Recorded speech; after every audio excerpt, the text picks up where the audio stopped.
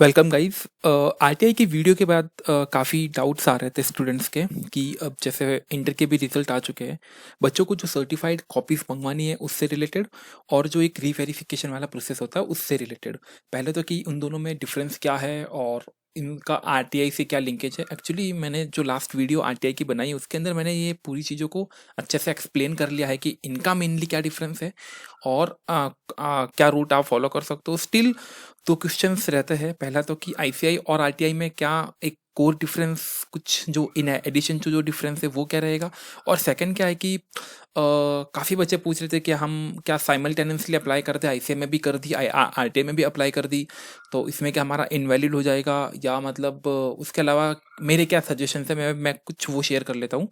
और इसके बाद जो है मतलब आईसीआई की साइड से आपको कैसे अप्लाई करना है वो मैं आपको बताने वाला हूँ, ठीक है। इवन तो वो तो बहुत ही छोटा सा टेक्निकल सेशन है। और उसके अलावा आईसीआई के साइट के ऊपर कुछ आपको हैंड रिटन एप्लीकेशन अपलोड करनी पड़ती है, तो उनके फॉर्मेट भी मैं आपको बता देना चाहता हूँ और उनके फॉर्मेट वीडियो के लिंक में रहेंगे। तो गाइज स्टार्ट करते हैं सबसे पहले कि आईसीआई और आरटीआई में क्या डिफरेंस है। गाइज जो आईसीआई, आप अगर आईसीआई से कॉपी मंगवा दो, ठीक है, वहाँ 500 रुपीज पर पेपर का लगता है, ठीक है। अगर मान लो कि वही आप 4 कॉपीज मंगवा रहे हो तो 2000 हो गई, और वही अगर आप बोथ ग्रुप मंगवा रहे हो तो 8 कॉपीज के जो अमाउंट लगता है वो आई थिंक 4000 के अराउंड लगता है। गाइज जो काम वहां पर 8 कॉपीज के लिए 4000 में हो रहा है, वो काम आरटीआई से 10 रुपए में पूरा के पूरा हो रहा है। So in my opinion RTI is the best opinion, जहां पर आपको कॉपीज मिल जाती है। और इनका पूरा एक्सप्लेनेशन मैंने पिछली वाली वीडियो के अंदर अच्छे से कर रखा है। सेकंड एक चीज आती है कि क्या मैं आरटीआई से भी अप्लाई कर सकता हूँ और क्या मैं आईसीआई से भी अप्लाई कर सकता हूँ सर्टिफाइड कॉपी से।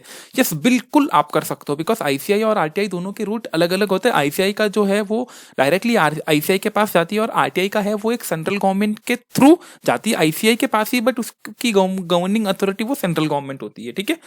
तो ये एक हो गया कि आप दोनों में जा सकते हो, आपकी कोई इनवैलिड नहीं होगी। लेकिन हाँ, कॉपी आपको एक ही बार मिलेगी, मतलब ऐसा नहीं कि 2 बार अलग अलग 2 पीडीएफ मिलेंगे, नहीं, कॉपी आपको आपकी एग्जाम वेबसाइट पे होस्ट कर ली जाएगी, वहां से आप डाउनलोड कर सकते हो, ठीक है। तो कॉपी एक बार ही मिलेगी, दोनों से आप कर सकते हो। फिर एक रहता है, एक मेरा सजेशन भी बोलो या एक कॉमन क्वेश्चन रहता है कि जिन भी स्टूडेंट्स को मान लो 190 मार्क्स से 195 मार्क्स से 5-10 मार्क्स से शॉर्ट हो रहे हैं और किसी सब्जेक्ट में उनको अनएक्सपेक्टेड मार्क लग रहे हैं कि यार नहीं, मेरे हिसाब से तो इस सब्जेक्ट में इतने मार्क्स आने चाहिए, बट बहुत ही कम मार्क्स आए हैं, मतलब एकदम वो है ना कि काफी बार मार्क्स आपको जमते नहीं है, किसी किसी सब्जेक्ट में ठीक है चलता है, बट किसी सब्जेक्ट में कि नहीं यार, इतने भी बेकार मार्क्स नहीं आने चाहिए। उस कंडीशन में क्या करना चाहिए, मेरा ओपिनियन रहेगा तो एक काम करो, सीधी पहले तो एक आरटीआई लगा लो अपनी सब कॉपीज को कॉल ऑफ करने के लिए। एक आरटीआई लगाओ, उसमें सब कॉपीज अपनी मंगवा लो। सेकंड, साथ में आप क्या करो, आईसीआई का एक रीवेरिफिकेशन वाला ऑप्शन है जिसमें 100 रुपीज पर कॉपी लेते हैं। उसके अंदर आप 1 या 2 कॉपीज के लिए अप्लाई करो, वो भी उन्हीं के लिए अप्लाई करो जिसके अंदर आपको उनके मार्क्स आपको जम नहीं रहे। जिसमें मान लो कि आपको ऐसा लग रहा है कि यार यहाँ मार्क्स ज्यादा आने चाहिए थे बट बहुत कम मार्क्स आए, तो उनके लिए आप रीवेरिफिकेशन कर सकते हो। इवन दो आरटीआई में वो होके आएगा, बट क्या है ना कि 100 रुपीज देने में और कोई अपने को जाएगा नहीं, बट ये कि एक डबल अश्योरेंस हो जाएगी। आईसीआई भी चेक करके आपको बता देगा कि हाँ, इस कॉपी में आपके साथ जो भी हुआ वो सही हुआ है, और फिर आपको आरटीआई से भी कंफर्मेशन मिल जाएगा, कॉपी भी हाथ में आ जाएगी, तो दोनों साइड से अश्योरेंस हो जाएगा। इवन दो मैं फिर से क्लियर कर देता हूँ कि आरटीआई में वो ऑलरेडी होके आएगा, बट गाइस फिर भी आप 195 के आसपास है, 2-4 मार्क्स का ऊपर नीचे कुछ कमी है तो ठीक है ना, फिर लास्ट रिसोर्स में अपन आपकी तरफ से हाईएस्ट कर सकते हो वो करके देख लो ना। क्या पता कुछ हो ही जाए, चमत्कार हो जाए और मार्क्स बढ़ जाए, रिजल्ट चेंज हो जाए आपका। इवन दो उसके चांस बहुत कम होते हैं गाइस, बहुत रेयरली कुछ ऐसा होता है कि मार्क्स में कुछ इंक्रीमेंट और डिक्रीज होता है। तो ये हो गया। हाँ, फिर जो मेरा सजेशन था कि आरटीआई में आप सब लगा लो और इधर 1-2 कॉपी के लिए आप अप्लाई कर लो। फिर एक है कि ये जो रीवेरिफिकेशन आना गाइस, इसके 100 रुपीज लगते हैं, तो आप 100 रुपीज पर कॉपी, लेकिन मैक्सिमम 400। मान लो आप क्या तो नहीं, मुझे 8 कॉपी के लिए करना है तो मैक्सिमम 400 रुपीज ही लगेंगे, बाकी 100 रुपीज पर कॉपी लगते हैं। एक चीज आती है कि आप आरटीआई से भी कॉपी मंगवा रहे हो ना गाइज, तो गाइज मैं अगर मेरा पर्सनल ओपिनियन ये रहेगा कि किसी भी सब्जेक्ट के अंदर मेरे को अगर 60 मार्क्स आ रखे, एग्जैक्ट डॉट 60 है या किसी में डॉट 40 है, तो उन कॉपीज के लिए मैं तो आरटीआई, मतलब मैं उन कॉपीज को तो मतलब कॉल ऑफ नहीं करता या उनको नहीं मंगवाता, बिकॉज गाइज 1-2 मार्क्स कहीं कुछ ऊपर नीचे हो गया तो यार एग्जामिशन जाने के भी चांसेस होते हैं। बहुत रेयर चांस है कि कुछ भी मार्क्स में ऊपर नीचे होता है, बहुत रेयर, पर गाइज क्यों रिस्क लेनी यार, मतलब अगर 40-60 पे हो तो आप आपको आपकी कॉल लेनी है कि आपको 40 और 60 वाले मार्क्स की जो एक मतलब जहां बॉर्डर के ऊपर आप खड़े हो, 40 से पास हुए हो या 60 से एग्जामिशन मिली, उनके साथ आपको क्या करना है, वो आपको पर्सनल कॉल लेनी है। बट मैं अगर आपकी जगह होता तो मैं उनके लिए तो मतलब ना ही आरटीआई से जाता, ना ही री वेरिफिकेशन, अनलेस एंड अनटिल कि मेरे को मैं मतलब रिजल्ट ही नेगेटिव है और 40 का कम भी होए, अगर उससे भी रिजल्ट फर्क नहीं पड़ेगा तो फिर आप जा सकते हो। तो ये एक सजेशन हो गया। और ये आरटीआई और आईसीआई में बता दिया। अब आईसीआई के अंदर दो ऑप्शंस होते हैं गाइस आपको, तो मैं आपको पूरा के पूरा बता देता हूँ। ये एग्जाम वेबसाइट आईसीआई की सबसे पहले ये आपको ओपन करनी है। फिर जब आप यहाँ पे आओगे लॉगिन, तो आपको जनरली लॉगिन करना है। अब लॉगिन करने के बाद क्या है कि आपको क्या सिचुएशन होगी वो मैं आपको दिखा देता हूँ। इसके बाद के जो प्रोसीजर है वो मैंने ऐसे मतलब फोटोज के रूप में रखे, बट ये पूरा प्रोसीजर स्टेप बाय स्टेप मैं आपको बता दूंगा क्या हो। जैसे मान लो कि मैंने ये लॉगिन कर लिया, उसके बाद ये एक अकाउंट ओपन हो गया है। अब जस्ट अ मोमेंट, वो फोटोज क्या हुआ, हाँ ये रही वो फोटोज। ठीक है गाइस, तो ये आपका अकाउंट आ गया सामने। अब गाइस आप यहाँ पर देखिए, ये जो सेकंड और थर्ड ऑप्शन है ना, वेरिफिकेशन और इंस्पेक्शन और सर्टिफाइड कॉपीज। वेरिफिकेशन है ये वो है 100 रुपीज वाला वेरिफिकेशन, जहाँ सिर्फ मार्क्स वेरीफाई होके आता है कि हाँ टोटलिंग सही है और कोई अनआंसर्ड तो नहीं छूटा। ये है 100 रुपीज वाला, ये जिसकी मैं बात कर रहा था।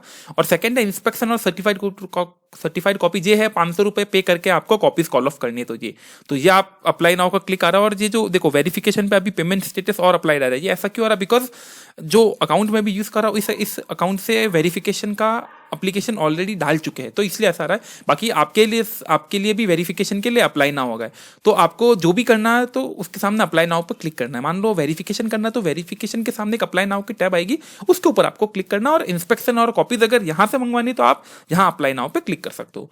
जैसे ही आप अप्लाई नाउ पे क्लिक करोगे गाइस, देखो वेरिफिकेशन और इंस्पेक्शन दोनों का प्रोसीजर लगभग लगभग सेम है। सिर्फ 10 मिनट का प्रोसीजर है, ज्यादा फॉर्म बम कुछ भी फिल नहीं करना है। सिर्फ आपको सब्जेक्ट सेलेक्ट करने होते हैं और आपको एक हैंड रिटन एप्लीकेशन अपलोड करनी पड़ती है।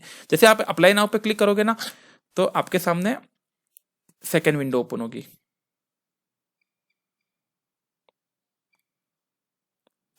ये वाली, जस्ट हाँ ये वाली आपके सामने ओपन हो जाएगी गाइज। अभी ये मैं इंस्पेक्शन और सर्टिफाइड कॉपी से जा रहा हूँ इसलिए, और बाकी दोनों में सेम होती है, कोई कोई कोई डिफरेंस नहीं।